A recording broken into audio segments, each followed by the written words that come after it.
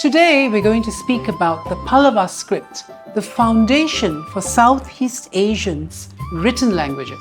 The Pallava Script, mainly the Grantha script, was transported to Southeast Asia round about the 4th century CE by the Pallava kings. Indian traders, known as the Chettis, helped the Tamil-speaking kings of the Pallava dynasty in South India about 1,500 years ago to ferry monks, scholars, teachers, and learned Brahmin temple priests to port cities in Southeast Asia to spread South Indian culture and language to the kings of Thailand, Myanmar, Cambodia, Vietnam, Laos, Malaysia, and India. The Chettis were skilled in building massive ships. They used the wood of certain trees and stitched these trees with coconut coir containing fiber which expands in water, making the ship watertight. Wood is called maram. To tie is called katta, which is why today we have catamaran, the British version of Maram Kappal, which is the South Indian terminology for stitched ships. Not a single iron nail was used, which is similar to Hindu temple architecture. This was all done very peacefully, with no intention by the Indian kings to grab the lands of Southeast Asia or to colonize these countries. Instead, they shared the Pallava Grantha script to help Southeast Asia convert their oral histories and different cultures into written forms.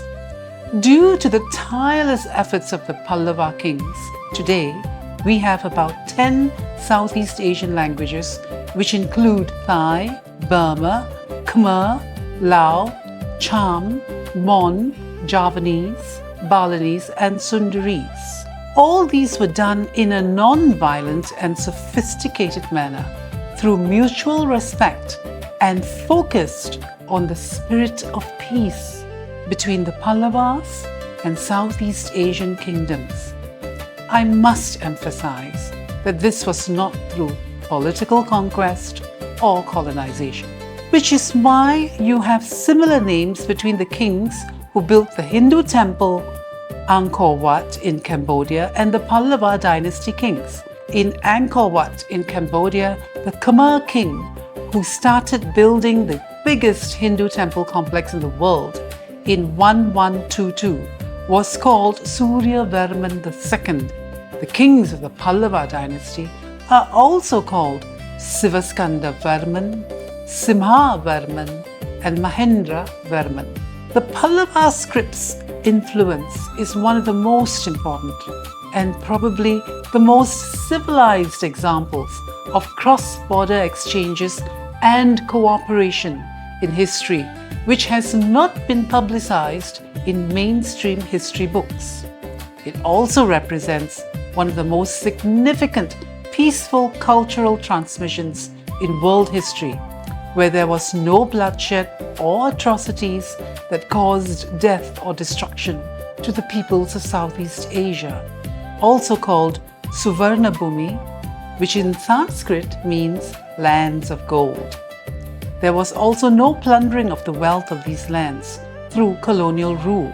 Many years ago, I asked my grandmother, why are the Chettis not rich? They don't have big Chetti mansions, they don't have jewelry, they don't even have a material culture such as tiles, Majolica tiles, like the Chinese Peranakans have. My grandmother stopped and thought for a while, and then she said that because the Chettis have been involved with wealth creation for not centuries but almost 2,000 years, they have devised a different way of looking at wealth. She said that true richness is something you take with you in your heart when you're called back to God, not what you leave behind on earth.